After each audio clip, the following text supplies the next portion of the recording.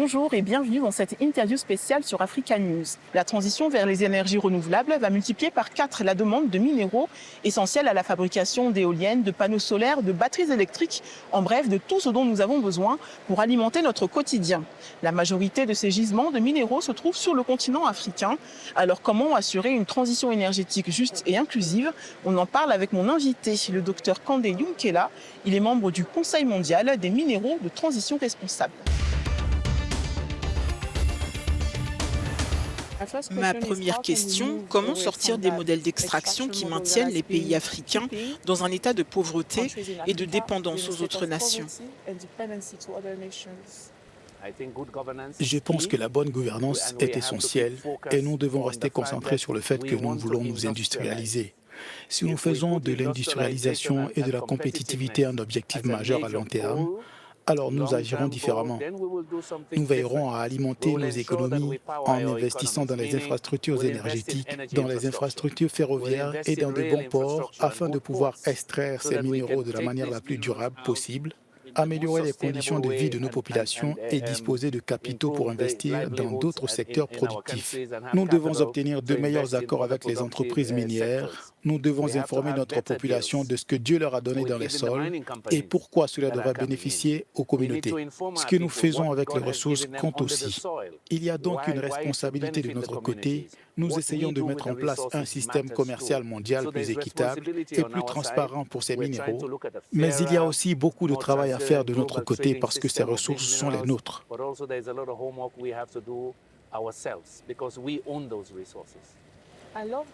J'aime le fait que vous parliez des avantages pour la population. Je voudrais aborder le sujet des ouvriers qui travaillent dans les mines. De nombreuses voix s'élèvent pour dénoncer leurs conditions de travail. Certains parlent même de violation des droits de l'homme. Comment est-ce que l'on s'assure d'inclure ces travailleurs dans cette transition équitable? Nous devons admettre que c'est nous qui permettons à ces choses de se produire. Même si les réglementations existent, nous devons les faire respecter. Nous devons également inclure leur voix dans les discussions sur ce qui se passe dans ces mines. Je vois donc une grande responsabilité peser sur nos gouvernements, sur nous-mêmes membres de gouvernement, mais aussi en tant que société civile. Nous ne devons nous plaindre à personne. Nous sommes au XXIe siècle. Nous savons qu'il est inhumain que des gens travaillent dans de telles conditions. Nous devons y remédier.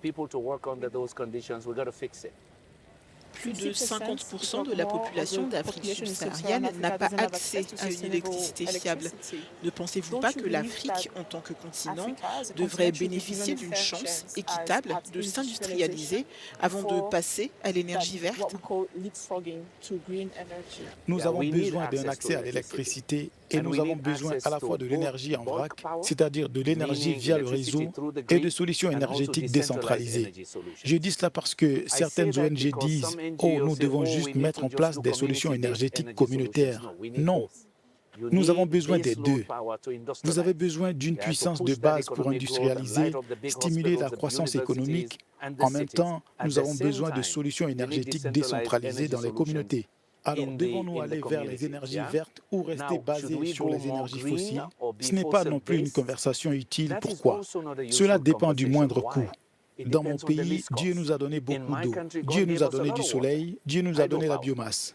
Donc pour moi, c'est la manière de les combiner, ce mélange optimal pour obtenir une énergie abordable, fiable et durable, pour faire croître votre économie et également favoriser l'inclusion sociale et le développement socio-économique. C'est ça l'essentiel. Êtes-vous optimiste quant à un avenir où l'Afrique serait capable de gérer ses propres ressources, de créer de la richesse et de redistribuer aux autres nations? Je suis un éternel optimiste et donc je suis optimiste. J'ai rencontré de nombreux jeunes Africains à travers le monde qui innovent, qui sont PDG d'entreprises, qui occupent des postes techniques. Je les rencontre lors de conférences, ce qui me donne de l'espoir, mais aussi au niveau local.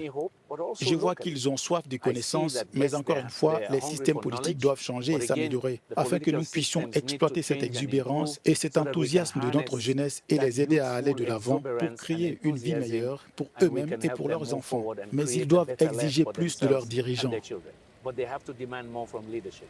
Merci infiniment. Thank you so much. Thank you for having me.